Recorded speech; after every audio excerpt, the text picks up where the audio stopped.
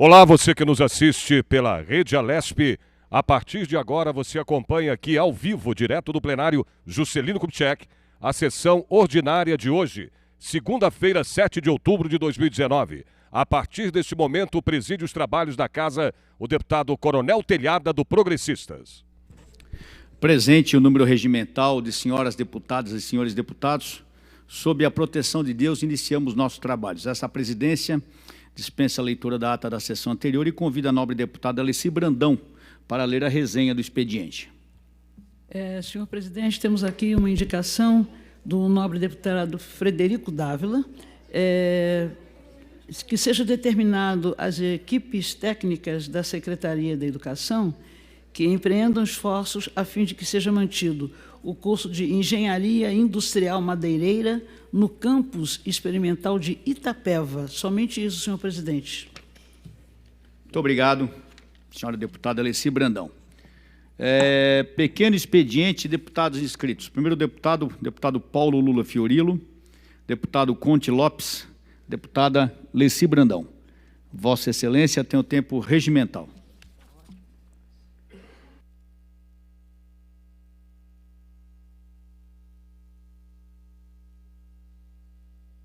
Senhor presidente, Coronel Telhada, senhora deputada Janaína Pascoal, senhores deputados, assessores desta casa, público que nos assiste pela nossa TV Alesp. Senhor presidente, está em discussão aqui na casa um projeto de lei que a discussão é importante, é a chamada ideologia de gênero. Isso foi bastante falado aqui na semana passada, teve algumas discussões acaloradas, enfim, né? Antes de mais nada, eu quero dizer que meu voto será contrário à aprovação desse PL, porque ele estabelece o sexo biológico como único critério definidor de gênero dos competidores em partidas esportivas oficiais no Estado, vetando a atuação de transexuais em equipes que correspondam ao sexo oposto ao de nascimento.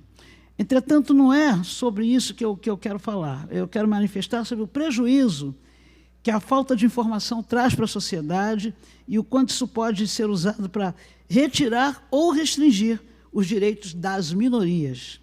O senso comum nem sempre é orientado pela informação, e é isso que está acontecendo em relação ao que passou a se chamar de ideologia de gênero. Primeiro, é preciso que se diga de forma veemente que ideologia de gênero não existe. Essa expressão foi criada por aqueles que querem proibir, querem criticar, né, os estudos sobre o assunto. Quem estuda esse tema aponta justamente que gênero não é uma ideologia. Gênero não é uma ideologia. Pesquisas sobre sexualidades existem dentro dos estudos de gênero, porém não se trata de querer mudar, né, a orientação sexual de ninguém.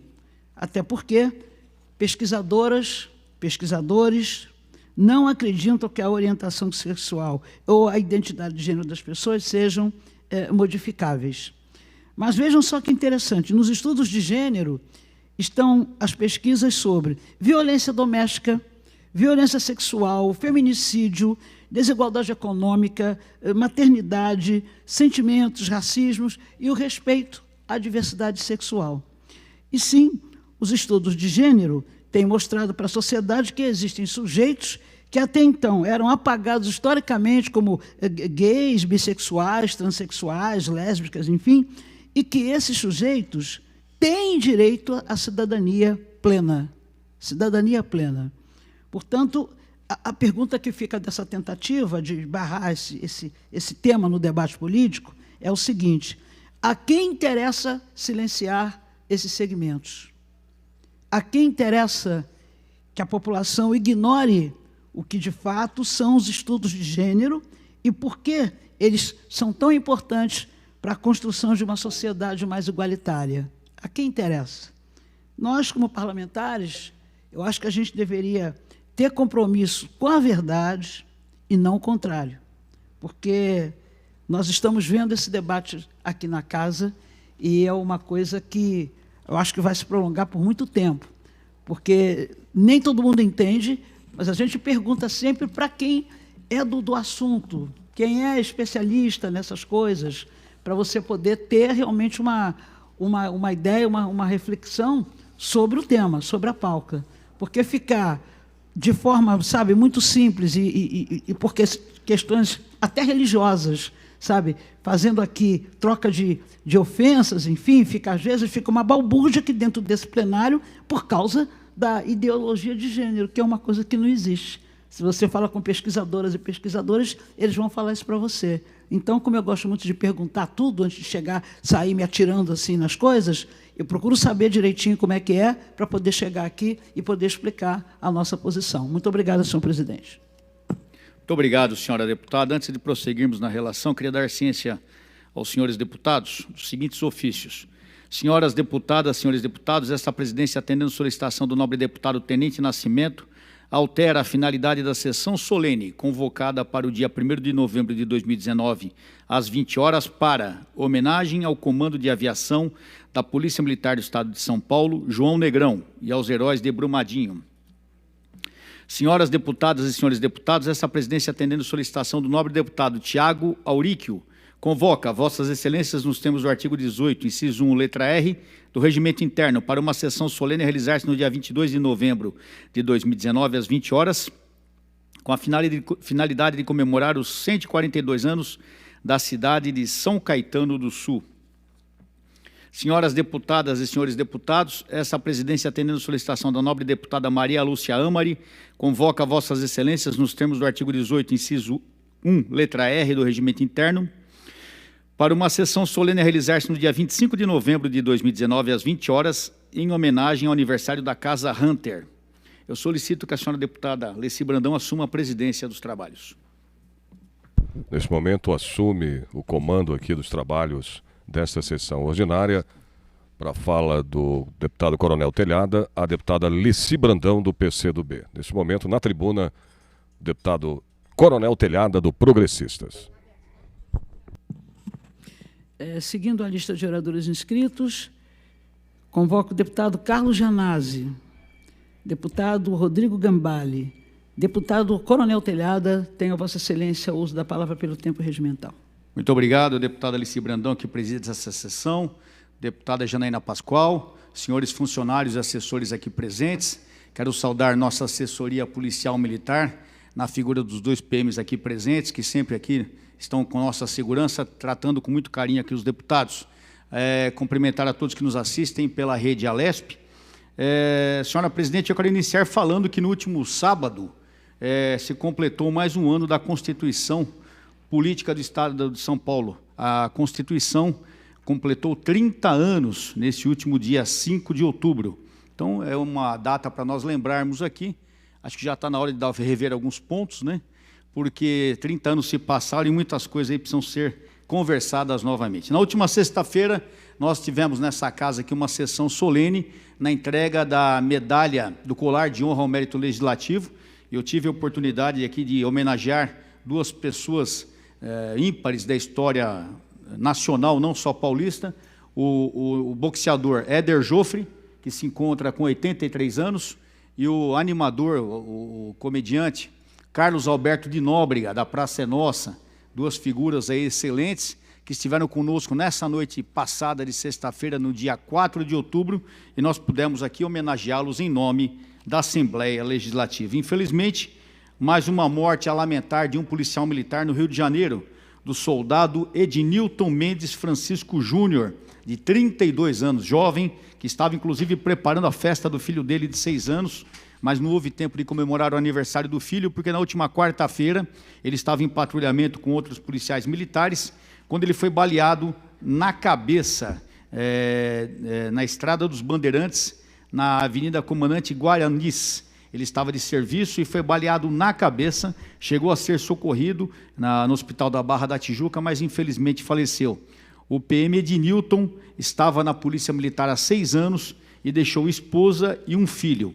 Com a morte do PM Ednilton Mendes Francisco Júnior, chegam a 45 o número de policiais mortos, de agentes da segurança pública mortos no Rio de Janeiro. São 43 policiais militares, um guarda municipal e um militar da aeronáutica. 45 homens e mulheres da segurança pública já foram mortos esse ano no Rio de Janeiro. É um número muito triste. a se lamentar, não só no Rio de Janeiro, em todo o estado brasileiro. Também tivemos a morte de um policial civil aposentado com 79 anos de idade. É o policial civil José Dirceu Gordilho, de 79 anos. Segundo testemunhas, ele estava na residência dele, quando um veículo se aproximou da residência do investigador e um dos ocupantes disparou contra o policial que morreu no local. Ou seja, não foi nem roubo, nem tentativa de roubo, nada. É o que a gente chama de atentado. Foi um atentado onde ceifou a vida desse homem, veterano, aposentado, de 79 anos, José Dirceu Gordilho, da Polícia Civil aqui de São Paulo. Infelizmente, mais um número triste a lamentar na violência porque se passa no estado de São Paulo. Contrapartida, eu tenho um vídeo de 1 minuto, está no ponto, Machado, de uma operação que ocorreu nesse final de semana. Pode colocar, por favor. Esse final de semana, lá na Zona Leste de São Paulo, foi realizada mais uma operação Pancadão, onde 131 veículos foram apreendidos. Pode colocar, por favor. Pode pôr o som também, se tiver, não sei se tem som. Aí nesse vídeo, estão sendo mostrados os veículos que foram apreendidos. Só para os senhores e senhoras terem noção, foram apreendidos 60 veículos e 60 motocicletas. Então, isso é um exemplo claro do que a Polícia Militar pode fazer, sim, porque aí, nesse caso, está sendo aplicada, inclusive, a Lei 16.049, que é de autoria minha e do Coronel Camilo, feita nessa casa, aprovada por todos os deputados, onde são apreendidos veículos que simplesmente estão aí incomodando o cidadão, o trabalhador. Para os senhores e senhoras terem ideia, desde janeiro desse ano já foram realizadas 5.000 operações como esta na capital paulista. Foram apreendidos mais de 4.000 veículos nos pancadões desde o início do ano. Em 45 dias de operação, a Polícia Militar, nos últimos meses aqui, apreendeu 455 veículos. Então, é uma forma firme de se trabalhar contra essa desordem urbana, porque isso não é música. Falar que isso é música não é, eles simplesmente no local fazem um tráfico de entorpecente, de arma, abuso sexual de menores, perturbação do sossego absurda, as pessoas não conseguem dormir. Então eu parabenizo aqui o comandante da Zona Leste aí do policiamento, também como comandante geral, foi no bairro da cidade Aer Carvalho, onde foram apreendidos nesse final de semana 131 veículos, que continuem essas operações firmes para trazerem mais paz e mais sossego a todos os cidadãos da cidade de São Paulo. Muito obrigado, senhora presidente.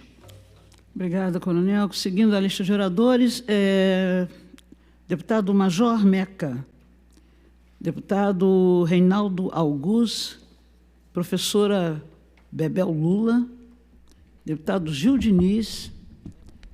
Vamos, então, agora para a lista suplementar. Deputado Jorge Wilson, xerife do consumidor, deputado delegado Olim, deputado Tenente Nascimento, deputado Enio Tato, deputado Alex de Madureira, deputado Coronel Nishikawa, deputada Janaína Pascoal. Tenho a Vossa Excelência o uso da palavra pelo tempo regimental. Lembrando, telespectador, que além da Rede Alesp, você acompanha esta sessão ordinária no Pequeno Expediente pela internet, através do nosso site, que é o al.sp.gov.br, e também no YouTube. Neste momento, na tribuna... Muito obrigada, senhora presidente, senhor secretário. Cumprimento todos os presentes. E eu vou tratar de um tema hoje bem polêmico, mas eu quero tentar deixar bem claro que não tem nenhum conteúdo, vamos dizer assim, de preconceito na abordagem desse tema, e também nenhum desejo de invadir a competência do município. Mas uma munícipe de Araçatuba me escreveu, noticiando uma situação que está trazendo uma certa preocupação para as famílias de Araçatuba. E eu constatei que as informações que foram passadas por e-mail são procedentes, e eu entendo ser importante falar um pouquinho sobre o assunto. O que aconteceu em Araçatuba? A Câmara dos Vereadores aprovou uma lei municipal, uma lei, inclusive, muito bem redigida, né, uma lei bem escrita, mas que permite que funcionários concursados homens e mulheres trabalhem nas creches municipais, exercendo todas as atividades previstas nessa legislação, inclusive dar banho, limpar e trocar as fraldinhas dos bebês e das crianças que estão na primeira infância.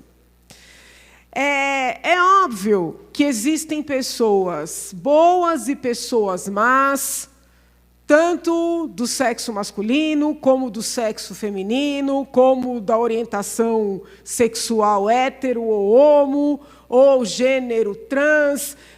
Então, ninguém aqui está dizendo que um profissional, por ser homem, vá, vamos dizer assim, cometer algum tipo de maldade com as criancinhas. E também ninguém está dizendo que o fato da profissional ser mulher garanta que alguma coisa errada não possa acontecer. O problema é o seguinte: as mães estão agoniadas com essa situação, porque não se sentem confortáveis em ter um homem dando banho e trocando as fraldas e limpando os seus bebês, né? Por isso me inscreveram. Sob o ponto de vista legal, vamos dizer assim, de constitucionalidade, a lei aprovada realmente não é uma lei inconstitucional. Não vejo também como dizer que essa lei seja ilegal, quando olhada, né, à luz da legislação estadual, nem à luz da legislação federal. Entretanto, né, eu lembro que eu discuti uma vez com uma pediatra sobre abuso sexual contra crianças, e nós estávamos justamente tratando do fato de haver homens abusadores sexuais e também mulheres, né, abusadoras sexuais. Infelizmente, existe.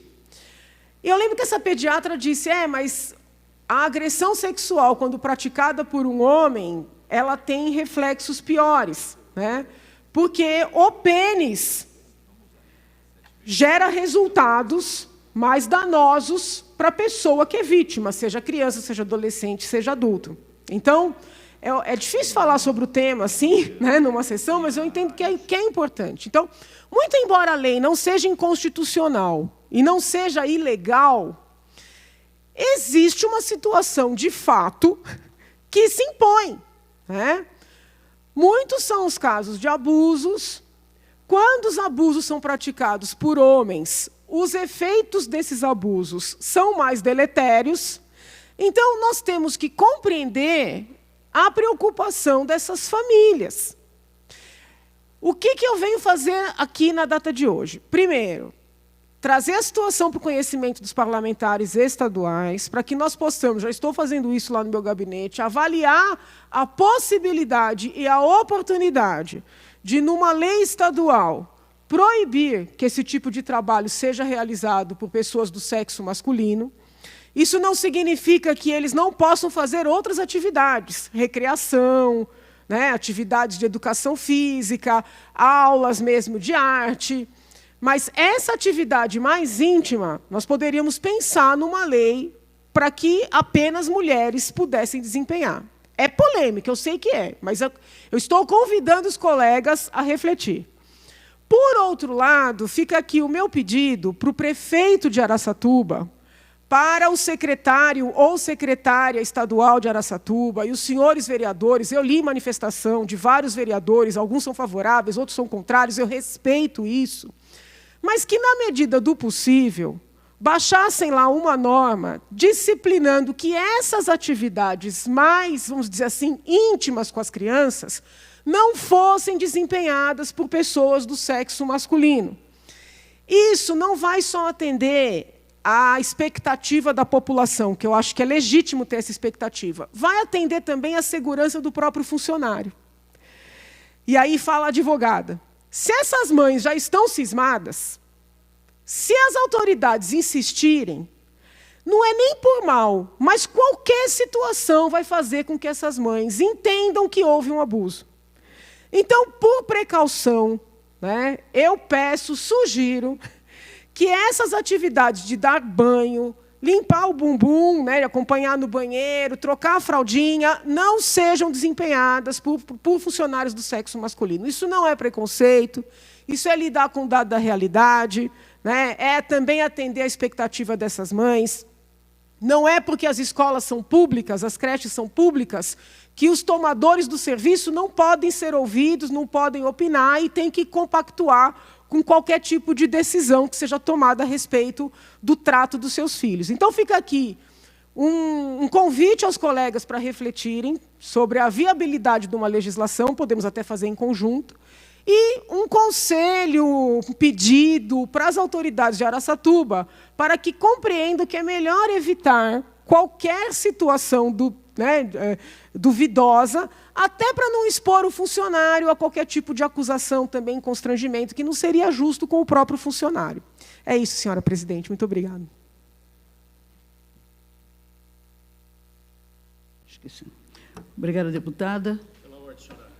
Pela ordem, senhora presidente. Pela ordem, coronel Telhado. Havendo acordo de lideranças, eu solicito de Vossa Excelência o levantamento dos presentes trabalhos. Havendo acordo de lideranças, então, esta presidência, antes de dar por levantados os trabalhos, convoca Vossas Excelências para a sessão ordinária de amanhã, à hora regimental, com a mesma ordem do dia de quinta-feira, lembrando-os ainda da sessão solene a realizar-se hoje, às 19 horas, com a finalidade de celebrar o 65º aniversário da Confraria G21 e os 10 anos do Grande Oriente Maçônico do Brasil. Está levantada a sessão. Última oradora, portanto, na tribuna foi a deputada Janaína Pascoal, do PSL. Neste momento, encerramos os trabalhos desta sessão ordinária, presidida pela deputada Leci Brandão, do PCdoB. Só para lembrar você, telespectador, que a próxima sessão ordinária acontece amanhã, terça-feira, a partir das 14h30 da tarde. Você continue aí ligado na programação da Rede Alesp.